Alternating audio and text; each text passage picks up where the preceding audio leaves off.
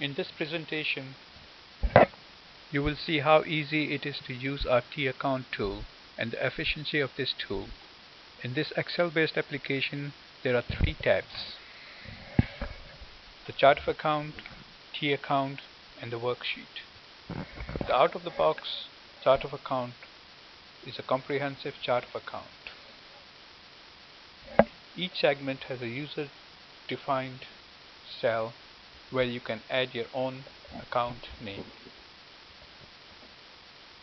These account names can be selected on your T account by using the drop-down list. You can also type in your own account on this gray shaded cell. Let's make an entry and see how it works. Say Cradle of Education borrows $30,000 from the bank on a long-term note.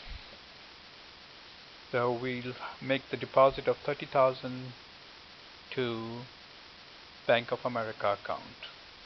We do not have a Bank of America account in our chart of accounts, so let's add a Bank America account. Bank America. Now once we add that, we can select it from the drop down list, and let's say the $30,000. Let's give it a reference of A,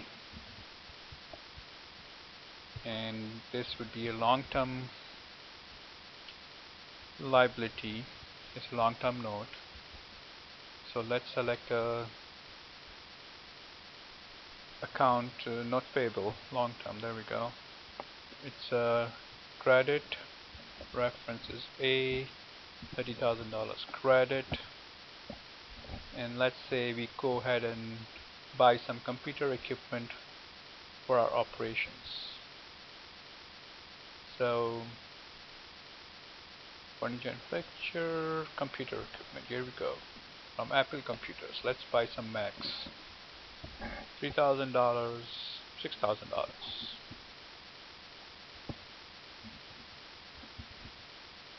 And it's going to be accounts payable.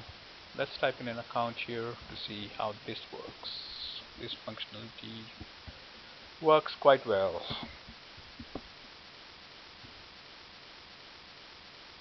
Accounts payable.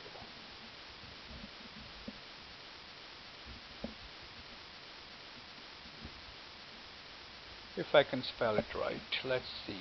So it's a reference B, and we have to pay $6,000. These names will show up here on the worksheet, as well as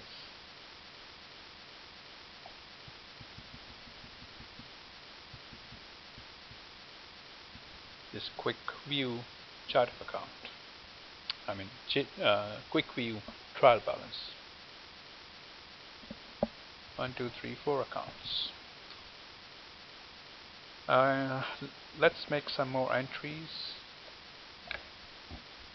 I'll make all these 7 entries. We already have made 2, so I need to make 3, 4, 5, 6, and 7. Now that all these entries are made,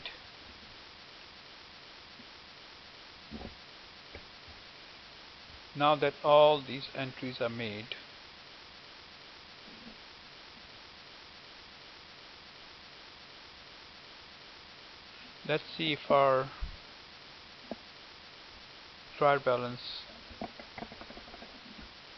um, is in balance. And it is 74,000 debit and $74,000 credit.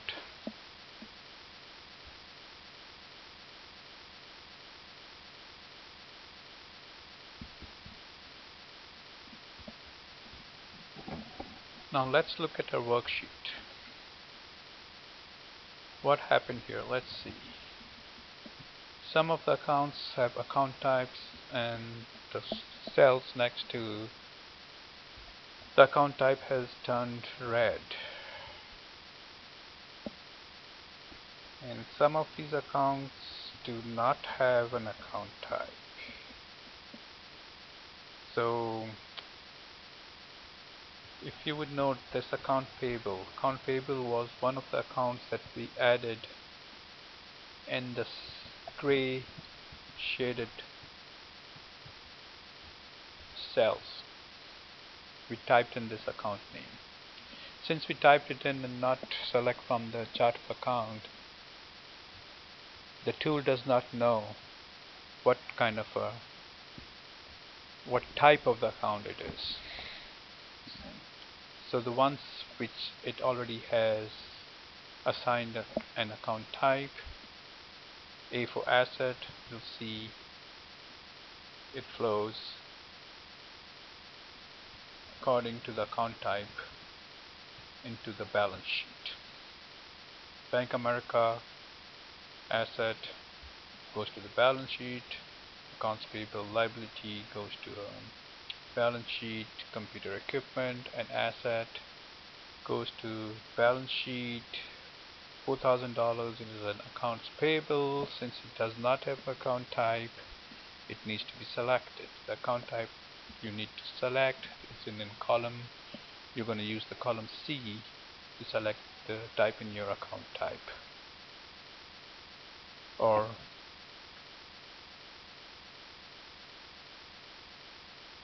just type in the letter, or you can select it using the drop down from the drop down list.